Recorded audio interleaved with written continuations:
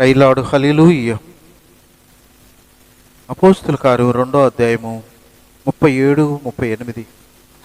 మేమేమి చేతుమని పేతురును కడమ అపోస్తులను అడుగగా, పేతురు, మీరు మారు మనసు పొంది పాపక్షమాపణ నిమిత్తము ప్రతివాడు యేసుక్రీస్తు నామమున బాప్టిజం పొందుడి, అప్పుడు మీరు పరిశుద్ధాత్మను వరం పొందుదురు. మీరు మారు మనసు పొందాలి అక్కడ అన్నాడు. ఎందుకో తెలుసా? పేతురు గారు మాట్లాడుతుంటే అక్కడ మొట్టమొదటిసారి పేతురు మాట్లాడుతుంటే వేల మంది వచ్చి వింటా ఉంటే అన్నారు, మీ రక్షణ కొరకు ఈ లోకానికి వచ్చిన ప్రభువుని మీరేం చేశారు? సిలువకు అప్పగించి ఆయన్ని చంపేశారు. అయితే మరణం ఆయన్ని బంధించి ఉంచుట అసాధ్యం కాబట్టి దేవుడు మరణ వేదనని తొలగించి ఆయన లేపాడు అనని వాళ్ళందరికీ చెప్పినప్పుడు వాళ్ళు ఆ మాటలన్నీ విని 37వ వచనం హృదయంలో నొచ్చుకున్నారంట. నొచ్చుకొని, అయ్యా కరెక్టే, మా పాపాలే, మేమే ప్రభువుని సిలువకు అప్పగించాం, జరిగిపోయింది ఏదో జరిగిపోయింది, ఇప్పుడు మమ్మల్ని ఏం చేయమంటావు అని అన్నప్పుడు అప్పుడు పేతురు మాట్లాడుతున్నాడు, మీరు మారు మనసు పొందాలా, పాప క్షమాపణ పొందాలా, అప్పుడు మీరు ప్రభునామములో బాప్తిసం పొందితే మీరు ఆత్మతో నింపబడతారు అన్నాడు. అంటే ఈ మారు మనసు గురించి మరి బాప్తిసం ఇచ్చి యోహాను లోక 3:8 కూడా మారు మనసు తగిన ఫలాలు మీరు ఫలించండి అన్నాడు. మరి పరిశుద్ధ గ్రంథంలో ఈ మారు మనసు అనే పదం 53 సార్లు కనపడింది. నాకు మారు మనసు గురించి 53 సార్లు కనపడింది. ఎప్పుడైనా మనం మాటి మాటికి మన బిడ్డలు ఊరికి వెళ్తున్నారు అనుకోండి, ఆయన జాగ్రత్త జాగ్రత్త అంటాం. ఎందుకు? ఇప్పుడు జాగ్రత్తగా ఉండకపోతే ప్రమాదం ఉంది కాబట్టి. ఎప్పుడైనా మన వాళ్ళు ఏదన్నా పని చేసేటప్పుడు జాగ్రత్తగా పని చేయి, మళ్ళీ డబ్బులు వేస్ట్ కాకుండా చేయమని పదే పదే చెప్తుంటాం. ఎందుకు? అలా వేస్ట్ చేస్తే వృధా అయిపోతుంది అనేది. ఎక్కువ సార్లు పదాలు ఉపయోగించామంటే ఆ పదాల యొక్క ప్రాముఖ్యత గొప్పదనేది మనకు అర్థం కావాలా. కాబట్టి 53 సార్లుగా మనకు ఈ మారు మనసు గురించి ప్రభువు చెప్పాడనంటే అది చాలా ప్రాముఖ్యమైంది. ఎందుకంటే మారు మనసు ఎవరైతే పొందుతారో వాళ్ళు పాపాలు ఒప్పుకుంటారు. పాపాలు ఎవరైతే ఒప్పుకుంటారో వాళ్ళకి రక్షణ ఉంటుంది అనేది చాలా ఖచ్చితంగా బైబిల్ పదే పదే చెప్పింది. కాబట్టి ఈ దినం కూడా మనం మారు మనసు, పాప క్షమాపణ, రక్షణ గురించి మరలా మనం ఒకసారి ఆయనతో కొన్ని మాటలు మనం మరి మాట్లాడుకుందాం. కానీ ప్రాముఖ్యమైంది ఈ మెసేజ్ అని మీరు గుర్తెరిగి చాలా జాగ్రత్తగా దేవుని మాటలు వినాలి. దేవుని స్తోత్రం, హల్లెలూయా. కాబట్టి ఇప్పుడు దేవుని బిడ్డలారా, మనం మారు మనసు బాప్తిసం తీసుకోగాలని మనము దేవుని బిడ్డలం అని లోకం అంటుంది. మన ఫీలింగ్ కూడా దేవుని బిడ్డలే అనేటువంటి ఆలోచనలో మనం ఉంటాం. మనం బాప్తిసం తీసుకోగాలని మనకు మారు మనసు వస్తుందా? రాదు. ఎందుకో తెలుసా? నువ్వు చెట్టు వేయంగానే తెల్లారు వచ్చేంది ఇంకా పండ్లు పండలేదంటే రాదు. అట్లా దానికి కొంత టైం ఉంది. దేవుడు నియమించిన ఒక క్రమం ఉంది. బిడ్డ గర్భంలో ప్రారంభమైందంటేనే మనకు 2వ రోజు డెలివరీ కాదు. దేవుడు దానికి నియమించిన టైం ఉంది. ఆ నియమం ప్రకారంగానే, నిర్ణయించిన సమయం ప్రకారంగానే జరుగుతుంది. కానీ అలానే మారు మనసు పొంది ప్రభువుని అంగీకరించాలని వచ్చినటువంటి వ్యక్తులు ఆ రోజే మారిపోయారు అని అంటూ అనేది కరెక్ట్ కూడా కాదు. కాబట్టి ప్రియ దేవుని బిడ్డలారా, మరి చాలా ప్రాముఖ్యమైనటువంటి మాటలు ఏంటంటే, మారు మనసు అని అంటే మనుషులు ఏమన్నా మారతామా? పొడుగు నుంచి ఏమన్నా పొట్టోళ్ళు అవుతారా? ఎవరన్నా బక్కగా ఉండోళ్ళు ఏమన్నా లొట్టు అవుతారా? లేదు కదా. మనం ఈ ముఖం, శరీరం మార్పు కాదు మారు మనసు అంటే. మరి ఏం మార్పు ఉంటుంది? ప్రభువు బిడ్డలుగా ఆయన అంగీకరించి మారు మనసు పొంది మరి బాప్తిసం పొందితే ఏం మార్పు వస్తుంది అని గమనిస్తే మన మనస్సు మారుతుంది, మన హృదయం మారుతుంది, మన ఆలోచనలు మారుతాయి, మన అలవాట్లు మారుతాయి. ఇలా చెప్పుకుంటూ పోతే చాలా మారుతాయి. ఎవరికి? మారు మనసు ఎవరైతే పొందుకుంటారో, ప్రభువుని అంగీకరించిన తర్వాత మారు మనసు ఎంతమంది అయితే పొందుకుంటారో వాళ్ళందరికీ హృదయం, ఈ మనస్సు, ఆలోచనలు, అలవాట్లు, పద్ధతులు, టైమింగ్స్ ఇవన్నీ కూడా మారిపోతాయి. ఎందుకు అనంటే ఆ మారు మనసు కార్యం క్రమంగా నీళ్ళు కార్యం జరుగుతుందనేది మన లెక్క. మారు మనసు పొందినటువంటి వ్యక్తులు మనకు పరిశుద్ధ గ్రంథంలోనే ఒక ఇద్దరిని మనకు లోకాసు వార్త 19వ అధ్యాయం మొదటి నుంచిలో మనం గమనిస్తే, జక్కయ్య అనేటువంటి ఒక వ్యక్తి, ఆయన ప్రభుత్వం తరపున పన్నులు వసూలు చేసేవాడు. అయితే ఆయనలో ఉన్న దుర్మార్గం ఏంటంటే 10 రూపాయలు వసూలు చేయమని ప్రభుత్వం నిర్ణయిస్తే 20 రూపాయలుగా వసూలు చేసేవాడు, బలవంతంగా వసూలు చేసేవాడు. ఇవ్వకపోతే ఏమాత్రం ఒప్పుకునే అంత కఠినంగా ఉన్నాడు. అందుకని ఆయనకు వచ్చిన పేరు ఏం తెలుసా? పాపి అయిన జక్కయ్య అనే పేరు వచ్చేసింది. కానీ పాపి అయినప్పటికీ అతనికి ప్రభువును చూడాలనే మనసు వచ్చింది. ప్రభువు చూడాలనే మనసు వచ్చిన తర్వాత ఎరుకోకుండా ప్రభు మార్గంలో వస్తూ ఉన్నప్పుడు ప్రభువుని నేను కూడా చూడాలా. ఆయన కుష్ఠరోగుల్ని స్వస్థపరుస్తాడు, కుంటోళ్ళకి నడకనిస్తాడు, గుడ్డోళ్ళని స్వస్థపరిచాడు, చనిపోయిన వాడిని బ్రతికించాడు కదా. అసలు ఆయన ఎలా ఉంటాడో నేను కూడా చూడాలని ఆయన కూడా వచ్చి ఆ మార్గం దగ్గరకు వచ్చి దారిలో దగ్గర నిలబడితే తండోపతండాలుగా ప్రభువుని వాళ్ళు వెంబడిస్తున్నప్పుడు ఆయన ఏం చేశాడు? ప్రభువు కనపడ్డని చెప్పి పక్కనే ఉన్న మేడి చెట్టు ఎక్కాడు.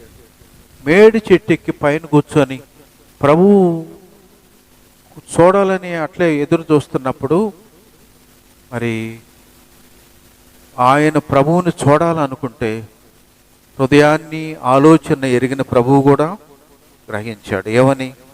జక్కయ్య నన్ను చూడాలనుకున్నాడు. నువ్వు ఆశపడింది కొంత అయితే నీ ఆశను నెరవేర్చే దేవుడు ఎంతో తెలుసా? జక్కయ్య కేవలం ఆయన్ని చూడాలని కోరుకుంటే యేసు ప్రభు కోరిక ఏందో తెలుసా? జక్కయ్య ఇంటిలో నేను వెళ్ళాలా. దేవుని స్తోత్రం, హల్లెలూయా. నిజంగా ప్రభువు పట్ల మనకు ఆశ ఉంటే ఆయన అంత ఆ ఆశను నెరవేర్చే దేవుడు అనేది జ్ఞాపకం చేసుకోవాలి. కాబట్టి ప్రభు ఆయన ఇంటికి వెళ్ళంగాలని అక్కడ చేరిన జనాలందరూ అనుకున్నారు, ఈయన పాపి ఇంటికి వెళ్ళాడేందినా, అటు పాపి అనే సంగతి ఆయనకేం తెలవదా? మరి అలాంటి ఇంటికి ప్రభు వెళ్ళాడేంటి అని ఆలోచిస్తున్నప్పుడు దేవుని బిడ్డలారా, మరి జక్కయ్య ప్రభువులో సన్నిధిలో కాసేపే ఉన్నాడు. కానీ జక్కయ్య వెంటనే పైకి లేచి, ప్రభువా నా ఆస్తిలో సగం నేను పేదలకు ఇస్తున్నా. నేను ఎవరి దగ్గర అయితే అన్యాయంగా నేను తీసుకున్నాను, అన్యాయపు సొమ్ముకి ఎన్నంతలు ఇస్తాను? 4 అంతలుగా ఇస్తా. దేవుని స్తోత్రం, హల్లెలూయా, హల్లెలూయా. దేవుని బిడ్డలారా, అంటే మార్పు అనేది ఎలాంటి మార్పు? మునుపు డబ్బు కోసం కక్కుర్తి, డబ్బు కోసమే, డబ్బే మరి పరమాత్మగా భావించేవాళ్ళుగా ఉన్నాడు. ఈరోజు అదే డబ్బుని తృణప్రాయంగా ఎంచి పేదలకు నేను సగం ఇచ్చేస్తున్నా, నేను ఎవరి కాడైనా నేను తీసుకుంటే వాళ్ళకి ఎన్నంతలు 4 అంతలుగా నేను ఇస్తానని చెప్పాడు. మార్పు అంటే ఏది? అది మార్పు. అలాంటి మార్పును దేవుడు ఆశిస్తున్నాడు. ఆ మార్పు ఎలా వస్తుంది? మారు మనసు పొందితే అలాంటి మార్పు వస్తుంది. మనం ప్రభు బిడ్డలుగా ఉండి ఇంకా కక్కుర్తిపడి ఆదివారం కూడా మందిరానికి వచ్చేదానికి అడుగుడన్నా ఎక్కువ డబ్బులు ఇస్తాడంటే అటు పోయి ఇటు పోయి ఇటు చేస్తున్నామంటే మనలో మారు మనసు అనేది మనం ఉందో లేదో కూడా పరిశీలన చేసుకోవాలి. కొన్నిసార్లు ఇబ్బంది ఉంది.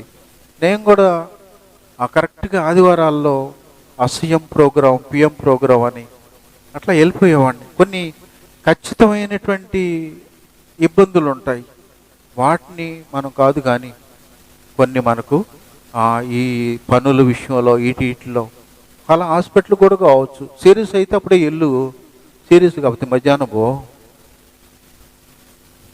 దేనికైనా కూడా సీరియస్ లేకపోతే మరీ అవసరం అంటే ఎల్లు, మందిరం కూడా మానేసి వెళ్ళి ఇబ్బంది. కానీ అవసరం లేదైతే మందిరం చూసుకొని వెళ్తాను, ఏమైంది?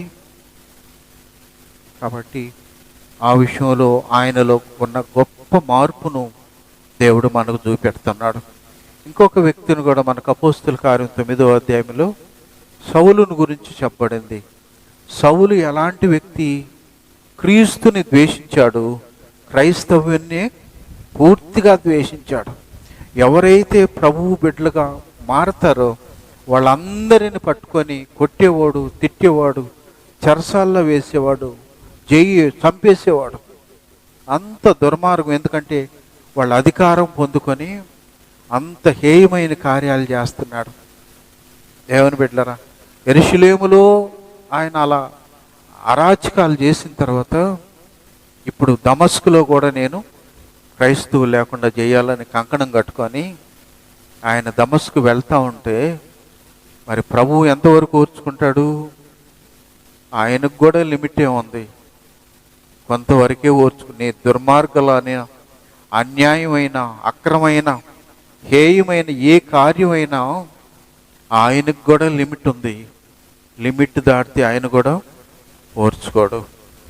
మరి ప్రభు ఆకాశము నుంచి ఆయన్ని దర్శిస్తే ప్రభు వెలుగు ఆయన మీద పడింది.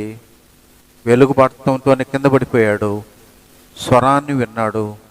ఎవరు ఎవరు అని అంటే ప్రభు చెప్పాడు, నీవు హింసించుచున్న యేసును నేను అన్నాడు. దేవుని స్తోత్రం, హల్లెలూయా. అరే, నేను హింసించింది ఫలాని గంగవరంలోని యెరూషలేము మందిరంలోని ఏళ్ళను కదా, సియోను మందిరంలోని బిడ్డలను కదా. యేసుని నేను ఎప్పుడు హింసించానంటే వీళ్ళని హింసిస్తే ఆయన్ని హింసించినట్లు, వీళ్ళను దూషిస్తే ఆయన్ని దూషించినట్లు. దేవుని స్తోత్రం, హల్లెలూయా. అందుకని ఎప్పుడైతే వెలుగుబడిందో కింద పడిపోయి కళ్ళు కనిపించలా, అప్పుడు ఆయన మరి ఆకాశం నుంచి స్వరాంతో మాట్లాడిన తర్వాత జ్ఞానం వచ్చింది. ఈయన ఆకాశం నుంచి మాట్లాడుతున్నాడంటే ఎంత వెలుగు నా మీదకి వచ్చిందంటే నేను అనుకున్నట్లుగా అందరిలాంటి దేవుడు ఈయన కాదు, ఈయన ఆకాశంలో ఉండే దేవుడు అని గుర్తెరిగి ప్రభువుని స్వీకరించాడు. దేవుని స్తోత్రం, హల్లెలూయా. స్వీకరించిన తర్వాత ఎంత మార్పు అని అంటే మునుపు నష్టపరిచేదానికి కోరుకున్నటువంటి ఆయన ఈరోజు ప్రభువు పనిలో ఏమేమి కార్యాలు చేయాలా అని కోరుకున్నాడు. మునుపు ప్రభువుని అంగీకరించిన వాళ్ళని చంపినటువంటి ఆయన ఈరోజు ప్రభువు కోసం మరణించటం క్రీస్తే, చావైతే నాకు లావు అని ఖచ్చితంగా చెప్పాడు. మునుపు దేవుని బిడ్డలను హింసించినటువంటి ఆయన ఈరోజు మారు మనసు పొందిన తర్వాత ప్రభు కొరకు అనేకుల్ని, లక్షల మందిని సంపాదించాడు. దేవుని బిడ్డలరా, మునుపు ఏం మేలు జరుగుతుందా, ఏం గొప్ప అనేది కోరుకున్నటువంటి ఆయన ఈరోజు తనకున్నవన్నీ కూడా ఆయన పెంటతో సమానంగా ఎంచానని చెప్పాడు. అంటే వాటన్నిటినీ వదులుకున్నాడు. మరి ప్రభువు కొరకు ఆయనలా దెబ్బలు తిన్నోళ్ళు లేరు. ప్రభువు కొరకు ఆయనలా ఆత్మలు సంపాదించిన వాళ్ళు లేరు. ఆయన రాసిన పత్రికలు మనకు ఈ కొరింథీ కానించి వరుసగా ఆయన రాసినటువంటి లేఖలు అవి. ఆ లేఖలు పరిశుద్ధ గ్రంథంలో ఉందంటే దేవుడు ఆయనకి ఇచ్చిన ఇంపార్టెంట్ ఎంత చాలా చాలా గొప్పది. దేవుని స్తోత్రం, హల్లెలూయా. మార్పు అంటే ఎలాగ జక్కయ్యను చూసి, పౌలు గారిని చూసి మనం నేర్చుకుంటున్నాం. నా ప్రియ దేవుని బిడ్డలరా, ఈరోజు ఇన్ని సంవత్సరాలు అయింది యెరూషలేము మందిరం పుట్టి, ఇన్ని సంవత్సరాల్లో మనం మారు మనసు పొందున్నామా, పొందలేదా అనేది ఒకసారి మనం పరిశీలించుకోవాలి. ఒకవేళ మారు మనసు పొందుంటే దేవుని స్తోత్రం. ఒకవేళ మనకు మారు మనసు పొందలేదు అంటే ఈరోజు దేవుడు నీతో మాట్లాడుతున్నాడు, నిన్ను హెచ్చరిస్తున్నాడు. ఇకనైనా మారు మనసు పొందమని కోరుకుంటున్నాడు. మారు మనసు పొందకపోతే విడవబడిన గుంపులో ఉంటాం. మారు మనసు పొందకపోతే ఈ ఆత్మ ఇట్నుంచే ఇటు నరకాగ్నిలో ఉంటుంది. నీ ఆత్మను నువ్వు నష్టపరుచుకుంటావా, లేకపోతే మారు మనసు పొంది నిత్యత్వములో ప్రభువుతో ఉంటావా అనేది ప్రభువు ఇష్టపడుతున్నాడు. దేవుని స్తోత్రం, హల్లెలూయా. నా ప్రియ దేవుని బిడ్డలారా, మరి ఈరోజు జక్కయ్య లాంటి వ్యక్తుల్ని మార్చింది ఎవరు? ఈరోజు పౌలు గారు లాంటి వ్యక్తుల్ని మార్చింది ఎవరు? మనుషులు మార్చే పని అయితే ఎప్పుడో మార్చేస్తారు కదా. మనుషులకు చేత అవుతుందా? మనుషులు మార్చడం చేత కాదు అసలు. కానీ హృదయాలు మార్చే దేవుడు, బ్రతుకుల్ని మార్చే దేవుడు, జీవితాలని మార్చే దేవుడు మన ప్రభువు. కాబట్టి ప్రదేవుని బిడ్డలారా, లోకంలో కొంత ఈ అజ్ఞానులు ఏం మాట్లాడతారంటే వీళ్ళు క్రైస్తవుల్ని మార్చేస్తున్నారు అని పెద్ద ఏడుపు ఇది. అది దేవుని వాక్యం, సువార్త దేవుని శక్తి అంటుంది. కొరింథీ పత్రిక 1వ అధ్యాయం. సువార్త దేవుని శక్తి, అది హృదయాలు మారుస్తుంది, అది బ్రతుకులు మారుస్తుంది. వాక్యం మార్చకపోతే ఒక దైవజనుడు ఆఫ్టర్ ఆల్ అంతే, ఏమి చేయలేని నిస్సహాయుడు. ఒక వ్యక్తులకున్న రోగం తగ్గియాలన్నా, ఒక వ్యక్తులు పట్టిన దయ్యాలు తగ్గియాలన్నా ఆయన మాటలు అవి. ఆ మాటల్ని ఉపయోగించి సేవకులు మాట్లాడినప్పుడు అక్కడ రోగం పోతుంది, దయ్యం పోతుంది. అంతేకాని వీళ్ళకి ఆ శక్తి, ఆయన కనికరం లేకుండా, ఆయన సహాయం లేకుండా ఎవ్వరం కూడా ఏమీ చేయలేం. దేవుని స్తోత్రం, హల్లెలూయా. ప్రియ దేవుని బిడ్డలారా, ఈరోజు ఒక 3 మాటల ద్వారా, 3 విషయాల ద్వారా మనం మారు మనసు పొందున్నామా లేదా, ఒకవేళ పొందలేదా అనేది మీరు చాలా జాగ్రత్తగా ఉండాలి. చాలా ప్రాముఖ్యమైన మాటలు ఆ వినాలని మనస్ఫూర్తిగా కోరుకుంటున్నాం. ఒక మాట మనం గమనించినట్లయితే మొదటిగా 3 విషయాలు చెప్తాను. ఆ 3 విషయాలు ఏంటంటే, మొదటిగా ఆసక్తి ఉంటుంది. ఆసక్తి, దేని విషయంలో ఆసక్తి ఉంటుంది అని అంటే వాక్యం పట్ల ఆసక్తి ఉంటుంది. దేవుని బిడ్డలారా, చాలామంది మనోళ్ళలోనే గమనిస్తే ఆదివారం వింటారు, ఆ నుంచి వారం మధ్యలో పెట్టి ఆ ప్రార్థనలకు వస్తారు. తర్వాత ఇంకా మరి కొంతమంది మీటింగ్స్కి వెళ్తూ ఉంటారు. ఇంకా కొంతమంది యూట్యూబ్లో ఎప్పుడు వింటూ ఉంటారు. నేను కూడా మరి దేవుని వాక్యాన్ని, యూట్యూబ్ వాక్యాన్ని ప్రతిరోజు వింటా. నేను వాకింగ్ వెళ్ళానంటే మెసేజ్ పెట్టి వింటా తిరుగుతుంటా. ఎవరన్నా నాతో మాట్లాడుతున్న వాళ్ళతో చాలా తక్కువ మాట్లాడతాను. వాకింగ్లో దేవుని మాటలు వింటుంటా. రెండోది, నేను గ్రూపులో పెట్టే మరి ఆర్ఆర్కే మూర్తి గారి అమూల్యమైన మాటలు, చాలా చాలా గొప్ప మాటలు. మీరు ఎంతమంది వింటారో లేదో నాకు తెలియదు. నేను అన్నం తినే ప్రతిసారి ఆయన మాటలు వింటా. నాకెందుకంటే మరి వాటిలో ఉన్న అమూల్యమైన మాటలు, అవి మళ్ళా ఎక్కడ దొరకనటువంటి మాటలు, అవి చాలా వింటా ఉంటాను ఆయన మాట. 2 సార్లు, కొన్నిసార్లు 3 సార్లు కూడా వింటా ఆర్ఆర్కే మూర్తి గారి మాటలు, అవి మెసేజ్లు. నువ్వు అన్నం తిని కబుర్లు చెప్పుకుంటా ఉంటే నీకేం వస్తుంది? నువ్వు వంట చేసేటప్పుడు కబుర్లు చెప్పుకుంటే నీకేం వస్తుంది? దేవుని మాటలు వింటే జ్ఞానం పెరుగుతుంది. దేవుడు ఎంత గొప్ప దేవుడో నీకు అర్థం అవుతుంది. దేవుడు ఎంత సమర్థుడో, సర్వశక్తిమంతుడో నీకు అర్థం అవుతుంది. అంటే నా ఆశ అంటే ఏమంటే, మీరు కూడా ఎట్లా పని చేస్తుంటారు, మీరు కూడా తిండి తింటుంటారు. కాబట్టి మీరు కూడా వాక్యాన్ని వినండి, అది మీకు మేలు చేస్తుంది. దేవుని స్తోత్రం, హల్లెలూయా.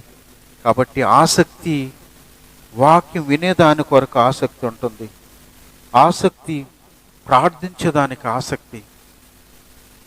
చాలాసార్లు పరిశుద్ధ గ్రంథంలో చెప్పబడినట్లుగానే భక్తులు 3 సార్లు వాళ్ళు ప్రార్థన చేశారు. అంటే ఎప్పుడో గుర్తు వచ్చినప్పుడు 3 సార్లు చేయటం, లేకపోతే పూర్తిగా మానేయటం కాదు ఆసక్తి అంటే. మనం ఎలా ప్రారంభించామో అవకాశం ఉన్నంత వరకు మనం ప్రార్థన చేయటం చాలా ఇంపార్టెంట్. ఆ ప్రార్థనే నీ కుటుంబాన్ని కడుతుంది. ఆ ప్రార్థనే నీ బ్రతుకును మారుస్తుంది. ఆ ప్రార్థనే దేవునితో నీకు మరింతగా సాన్నిహిత్యం వస్తుంది. నువ్వు దేవునితో స్నేహం చేసేది ఎప్పుడు అంటే, బైబిల్ వాక్యం ద్వారా ఆయన మాటలను విని ఆయనతో నీ హృదయంలో ఉన్న పరిస్థితి అంతా చెప్పుకుంటే ఆయనతో స్నేహం చేయగలవు. అప్పుడు నిబ్బరంగా ఉండగలవు. కాబట్టి వాక్యం, ప్రార్థన కూడా చాలా ప్రాముఖ్యమైనటువంటి ప్రార్థన. 3వది, మందిరానికి ఆశకొని ఉంటావు. 84వ కీర్తనలో భక్తుడు ఆశించినట్లుగా ఆయన మందిరానికి నువ్వు ఎప్పుడెప్పుడు ఆయన సన్నిధికి వెళ్ళాలన్నా, ఎప్పుడెప్పుడు ఆయన ఈ వారంలో నాకు నా కుటుంబానికి చేసిన మేలులకి కృతజ్ఞతాస్తుతులు చెల్లించాలని ఆశపడతావు. విధి లేక పోయేవాళ్ళు, ఏమన్నా అనుకుంటానని పోయేవాళ్ళు, ఏమి రాలేదని అంటామని వచ్చేవాళ్ళు. ఇలా కాదు, ఆశతో ఆసక్తితో నీవు నన్ను నా కుటుంబాన్ని ఈ వారం దినాల్లో, భయంకరమైనటువంటి దినాల్లో ఆయన కాపాడాడు అంటే, క్షేమాన్నిచ్చాడు అని అంటే, అది మన చేత కాదు, మన సమర్థత కాదు, మన శక్తి అంతకంటే కాదు, కేవలం కేవలం కేవలం దేవుడే. అప్పుడే దేవుని బిడ్డలరా జ్ఞాపకం చేసుకుందాం. కాబట్టి మందిరానికి మనం నిజంగా మారు మనసు పొందుంటే పరిగెత్తుకొని వస్తాం. అన్నిటికన్నా ముందు రావాలని కోరుకుంటాం. ఎందుకు? మన బిడ్డల హాస్టల్లో ఉంటే నేను వస్తాను అని చెప్పి నువ్వు పనులన్నీ చూసుకొని పోతావా వెనకానికి? బావు కదా. నీ బిడ్డ పట్ల నీకు ఆశ ఉంది, ఆతృత ఉంది, ప్రేమ ఉంది. అందుకని ముందుగా బిడ్డ కాడికే పోయి చూసుకుంటావు. మరి అలా ఆశ ఉంటే మందిరానికి కూడా అలా వస్తావు కదా. ఆశ లేకుండా ఉన్నావంటే, ఏదో నామకార్థంగా వస్తున్నావంటే, ఏదో బాధలు ఉన్నాయి కాబట్టి, కష్టాలు ఉన్నాయి కాబట్టి, ఆయన కావాలి కాబట్టి వస్తున్నావంటే నువ్వు మారు మనసు పొందలేదనేది లెక్క. అలాంటి పరిస్థితి ఉందేమో. ఒకసారి మనల్ని మనం పని చేసుకుంటాం. దేవుని మందిరం అపోస్తుల కార్యంలో చెప్తుంది, ఆయన స్వరక్తమిచ్చి సంపాదించింది ఈ సంఘం. ఈ సంఘాన్ని సంపాదించింది ఆఫ్టర్ ఆల్ నేను కాదు, ఇది ఆయనది. ఆయన మందిరాన్ని ఈ బాధ్యతగా మేలులు ఎంతమంది అనుభవిస్తారో దీన్ని బాధ్యతగా దీన్ని శుభ్రం చేసుకోవటం అయినా, జాగ్రత్తగా ఉంచుకోవటం అయినా, క్షేమం కొరకు ప్రయత్నించడం అయినా, బయట నుంచి ఎవరైనా వచ్చిన వాళ్ళని బాధ్యతగా వాళ్ళకి సీటు జరగటం అయినా, బాధ్యతగా వచ్చి నువ్వు ఫ్యాన్ వేసుకుంటావు, పోయేటప్పుడు ఆపు. ఎందుకు? అది నీది కాదని అనిపిస్తుంది. కరెంటు నాకు బిల్లు రాదు కదా. కాబట్టి నువ్వు ఇవన్నీ కూడా ఆసక్తి ఎందుకు? దేవునిలో నువ్వు మారు మనసు పొందుంటే ఆసక్తి వస్తుంది. సువార్త కూడా హృదయపూర్వకంగా చేస్తావు. నేను ఇంతకుముందు చాలామందికి చెప్పా, మీరు సువార్త ఉంటే నాకు చెప్పండి, నేను కూడా వస్తా. నాకు ఎవడు చెప్పాలా, ఎందుకో నాకు తెలియదు. కానీ నేను అడిగిన వాళ్ళు కూడా నన్ను పట్టించుకోవాలా. ప్రభు పని చేయటం, ప్రభు పనిలో నమ్మకంగా ఉండటం, ఇది గొప్ప ఆశీర్వాదం, గొప్ప దీవెన, గొప్ప భాగ్యం, ధన్యత. దేవుని స్తోత్రం, హల్లెలూయా. కాబట్టి ఆయన పని చేయటమైనా, ఆయన సువార్త చేయటమైనా, ఇవన్నీ కూడా గొప్ప భాగ్యాలు. ఇవన్నీ ఎవరికి ఉంటుంది? మారు మనసు పొందినటువంటి వాళ్ళకి ఇలాంటి లక్షణాలు ఉంటాయి. ఒకవేళ ఈ లక్షణాలు మనలో లేవంటే, ఈ లక్షణాలు ఎలాంటి ఆసక్తి నాలో ఎప్పుడు కలగలేదంటే, మరి నువ్వు ఒకసారి నిన్ను నీవు పరిశీలించుకొని ప్రభువుకు లోబడి మారు మనసు పొందాలని ఆయన ఆశించి ఈరోజు నీతో మాట్లాడుతున్నాడు. దేవుని స్తోత్రం, హల్లెలూయా. ఇది ఆయన మాటలను నువ్వు గ్రహిస్తే లోపడతావు. ఇకనైనా మారు మనసు పొందుకుంటావు. ఇకనైనా ఆయన ఆశించినట్లుగా సక్రమంగా ఉంటావు. దేవుడు మిమ్మల్ని దీవించునుగాక. ఆమేన్. హల్లెలూయా. రెండవ మాట, దేవుని వాక్యం హెచ్చరించినప్పుడు, దేవుడే నీతో మాట్లాడుతున్నప్పుడు, మరి అది డైరెక్ట్గా నీ హృదయంలోనికి వెళ్ళి మార్పు రావాలని ఆయన మాట్లాడుతుంటాడు. మారాలని కూడా సేవకుడు కోరుకొని, అందుకే ప్రయాసపడి సిద్ధపడి ఇంతగా చేస్తుంటారు. అయితే చాలామంది ఆ గద్దింపుని స్వీకరించేదానికి బదులు, ఆ వాక్యాన్ని అంగీకరించేదానికి బదులు హృదయంలో నొచ్చుకుంటుంటారు. వాక్యంలో వింటూ నొచ్చుకొని, ఈయనకి ఇంతకన్నా ఏం పనిలే, అసలు నన్ను ఒకటి అడిగాడు, ఇట్ట కఠినంగా చెప్పాలనా అన్నాడు. తర్వాత చాలాసార్లు నేను మరి ఇక్కడ వాక్యం చెప్పేసిన తర్వాత మరి నొచ్చుకొని ఉంటారేమో అనుకున్నా. నేను నొచ్చుకొని ఉంటారు కదరా అనుకొని తర్వాత నేను సాటిస్ఫై అయింది తెలుసా. వాళ్ళు నొచ్చుకున్నా నేనేం వాళ్ళ నుంచి ప్రతిఫలాన్ని ఆశించి కాదు ఇది చెప్పింది. నేను వాళ్ళకి నొచ్చుకునేటట్లుగా వాక్యం ఎందుకు చెప్పాల్సి వచ్చిందంటే, వాళ్ళు మార్పు వస్తారని కదా, వాళ్ళు రక్షించబడతారని కదా, వాళ్ళు ప్రభువు రాజ్యంలో ఉంటారని కదా, నేను ఆశించింది అదే కదా. అలాంటప్పుడు వాళ్ళు నొచ్చుకున్నా ఇబ్బంది ఏమీ లేదు. అందుకే పౌలు గారు కొరింథీ సంఘానికి రాస్తూ 2వ పత్రికలో అన్నాడు, నా మాటలను బట్టి మీరు నొచ్చుకున్నారు, కానీ నొచ్చుకొని మీరు మారు మనసు పొందారని నేను సంతోషిస్తున్నా. దేవుని స్తోత్రం, హల్లెలూయా. అంటే మీరు నొచ్చుకుంటే, అంటే మిమ్మల్ని నొప్పించడం దానికా నేను వచ్చింది? మిమ్మల్ని గాయపరిచేదానికా నేను వచ్చింది? కాదు. మీకు నొప్పి కలిగితేనైనా అప్పుడన్నా మీలో చలనం వస్తుందని, అప్పుడైనా ప్రభు విలువ తెలుస్తుందని. ప్రభు మీరు జ్ఞాపకం చేసుకోవాలని అందుకు నొప్పించబడేది. నా ప్రియ దేవుని బిడ్డలారా, రెండవ మాటగా వాక్యాన్ని మనం హృదయపూర్వకంగా స్వీకరించే వాళ్ళగా ఉన్నావా, నొచ్చుకునే వాళ్ళంగా ఉన్నావా? కొన్ని దగ్గరలో అయితే ఆ నొప్పించే వాక్యాన్ని ఉంది అని అంటే మేము మీ సంఘానికి రాము. వాళ్ళకి ఏం కావాలా?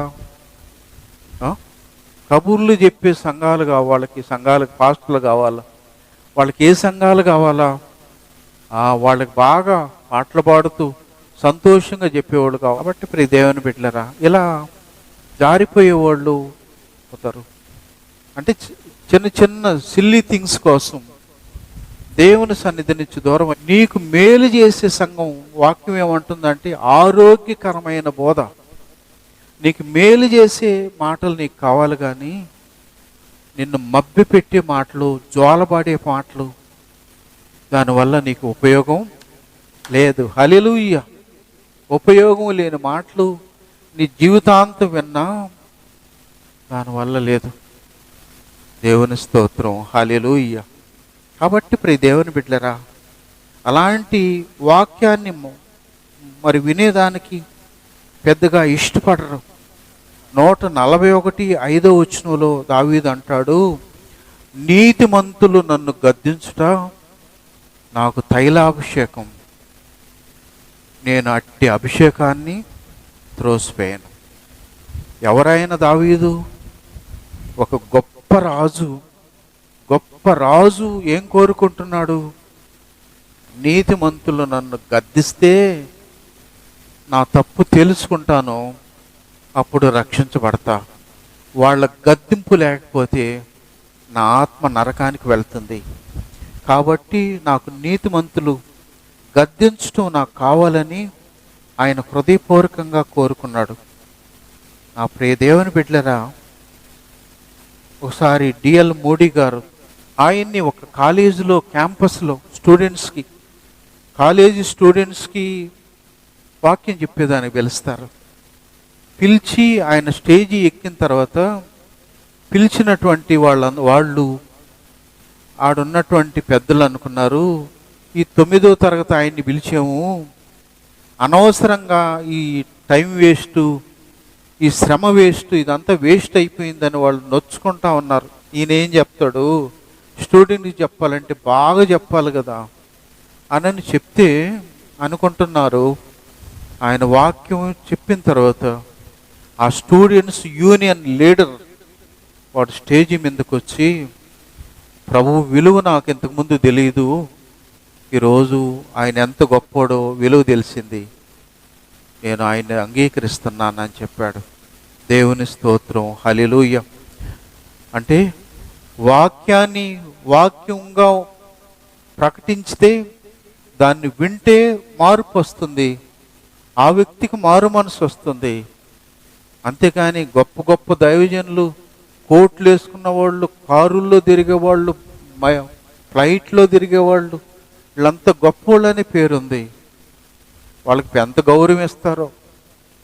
కానీ నీకు మంచి మాటలు చెప్పేవాళ్ళు దేవుడు ఇచ్చిన వేళ విలువను నీకు తెలియదు. వాళ్ళకి ఇచ్చినంత విలువలో కొంచెం అన్నా ఇవ్వు.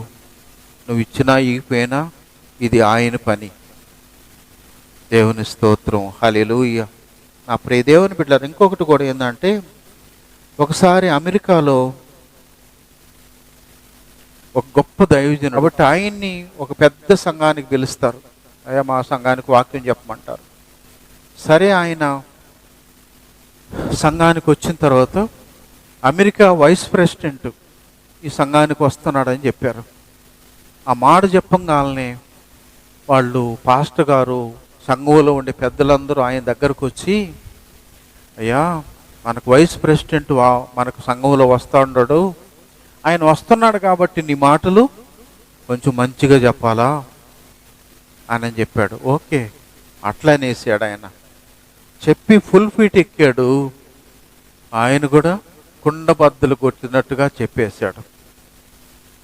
చెప్పిన తర్వాత వాళ్ళందరూ, పెద్దలందరూ, పాస్టర్ గారు తల్లబట్టుకున్నారు. అనవసరంగా ఈరోజే ఇన్ని పిలిచాము, ఆయన ఏమంటాడో ఏమనుకుంటాడని వాళ్ళందరూ బాధపడుతుంటే, మెసేజ్ అయిపోయిన వెంటనే వైస్ ప్రెసిడెంట్ నేరుగా స్టేజీ మీదకి వచ్చాడంట.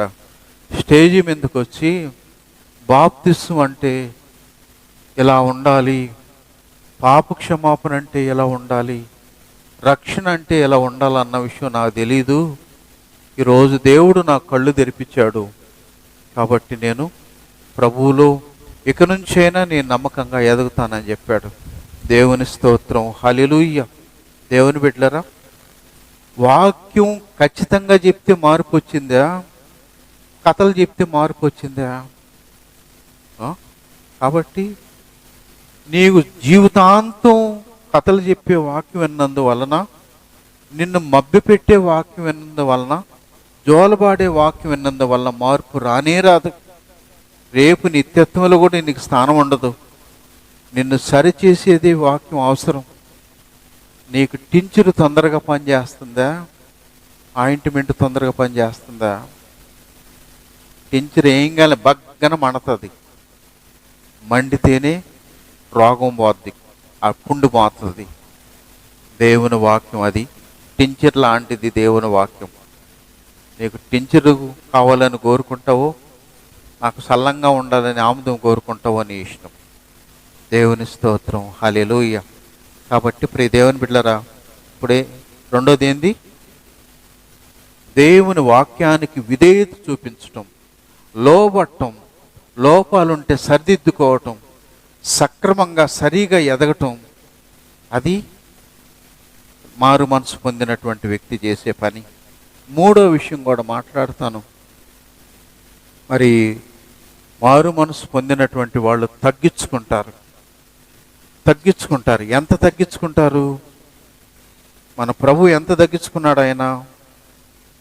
ఆయన మహాకాశాలు పట్టజాలని దేవుడైనా, ఆయన మహత్తు గల మాటతో భూమి ఆకాశాన్ని సృష్టించిన దేవదూతలు కూడా ఆయన ముందు నిలబడేదానికి అర్హత లేకపోయినా, ఆయన ఆ మహాత్యాన్ని, ఆధిక్యతను, మహిమను వీడి రిక్తునుగా ఈ లోకానికి వచ్చి ఎంత తగ్గించుకున్నాడయ్య అంటే, ఫిలిప్పి 2:5 అంటాడు, 2:6 అంటాడు, ఆయన దేవుని స్వరూపము కలిగిన వాడయుండి దేవునితో సమానముగా ఉండుట విడిచిపెట్టకూడని భాగ్యమని ఎంచుకొనలేదు గాని మనుష్యుల పోలికగా పుట్టి దాసుని స్వరూపమును ధరించుకొని తన్ను తానే రిక్తునిగా చేసుకొనేను.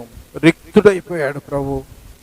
ఒక కోటీశ్వరుడు లాంటి వ్యక్తి, జక్కయ్య లాంటి ధనవంతుడు అంత పనిచేసిన తర్వాత ఏముంటుంది ఆయనకి? ఏముండదు. మరి మనం శాంతారావు గారిని చూసాం, కోటీశ్వరుడైనా, మనం మీటింగ్ కూడా పెట్టించాం. కోటీశ్వరుడు లాంటి వ్యక్తి మారు మనసు పొందితే ఇలాంటి పల్లెటూరుకు కూడా వచ్చాడు ఆయన. అంటే ఎంత మార్పు ఉంది? ఇంతకుముందు కోట్లు సంపాదించేవాడు, ఇప్పుడు కోట్ల కంటే ముఖ్యమైనది ఎవరు? ఆయన పని. అందుకనే ఇలాంటి పల్లెటూరుకు వచ్చాడు. కాబట్టి దేవుని బిడ్డలారా, మారు మనసు పొందిన వ్యక్తులు ఇలా తగ్గించుకుంటారనే విషయాన్ని మనం జ్ఞాపకం చేసుకోవాలి. బాప్తిస్మిచ్చు యోహాను పరిశుద్ధ గ్రంథంలో చెప్పబడింది, ఆయన ఈ లోకంలో జన్మిస్తాడని దేవదూతలు వచ్చి చెప్పారు. ఆయనకి పేరు పెట్టింది కూడా దేవదూతలే. హల్లెలూయా! అంత గొప్పోడు బాప్తిస్మిచ్చు యోహాను కూడా. అలాంటి ఆయన ప్రభువుని చూసి అన్నాడు, ఆయన చెప్పులు వారు విప్పేదానికి కూడా నేను యోగ్యుని కాదు. ఏమంట? ఆ ప్రభువు యొక్క చెప్పులు వారిని, అయ్యా నువ్వు కూడా దేవదూతలు చెప్పారు కదా, నీ పేరు కూడా దేవదూతలు చెప్పారు కదా, ఏంది అని అంటే, నేను కేవలం ఆయన ప్రవక్తగా వచ్చాను. ఆయన సర్వాధికారి అయిన దేవుడు. ఆయన చెప్పులు వారు విప్పేదాన్ని కూడా, చెప్పులు వారు అంటే ఇంతకుముందు బెల్ట్ షూలు ఉండేవి. ఆ బెల్ట్ షూలు అవి కట్టుకునేదానికి ఆ హుక్ వేసుకునేవాళ్ళు. హుక్ ఇప్పేదానికి కూడా నేను యోగ్యుని కదా అని చెప్పాడంటే ఎంత తగ్గింపు! విలియం కేరీ గారు ఆయన్ని మరి భారతదేశంలో చాలా గొప్ప పరిచర్య. ఈరోజు ఆడబిడ్డలు చదువుతున్నారంటే ఆ మహానుభావుడు కనికరం వల్లే.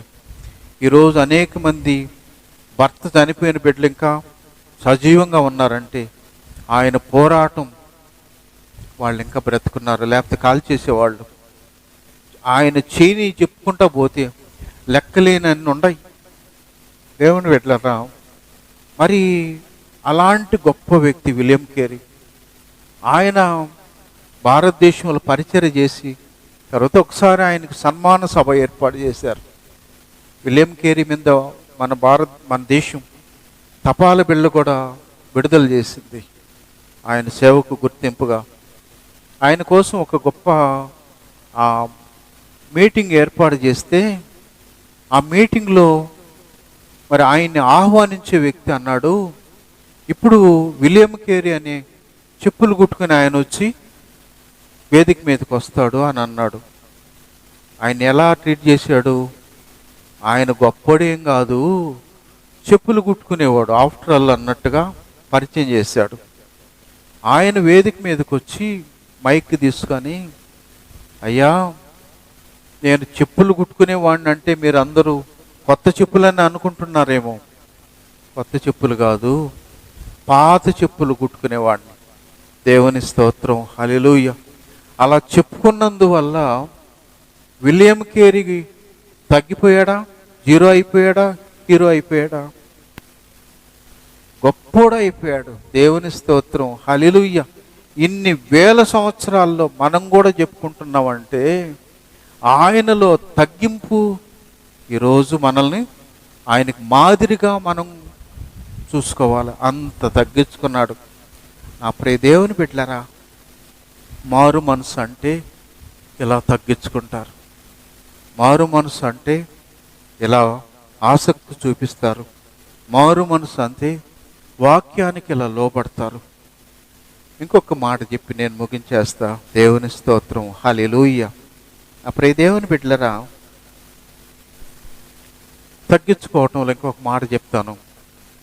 మరి చెన్నై పట్టణానికి దగ్గరగా పాస్టర్స్ ట్రైనింగ్ సెంటర్ ఉంది. పాస్టర్స్ ట్రైనింగ్ సెంటర్ అంటే అక్కడ 24 మంది ట్రైనింగ్ పొందుకుంటా ఉన్నారు. ఒకసారి హాస్టల్లో ఉన్న ఆ లెట్రిన్ చెడిపోయింది. పొద్దున్నే వాళ్ళందరూ గగ్గోలు పెడుతున్నారు, పని చేయట్లేదు అని. మరి దాన్ని ప్రయత్నం చేశారు, ఎవరన్నా దొరుకుతారేమో అని ప్రయత్నం చేశారు. ఎవరు దొరకకపోతే వీళ్ళ గోల ఎక్కువైపోయింది.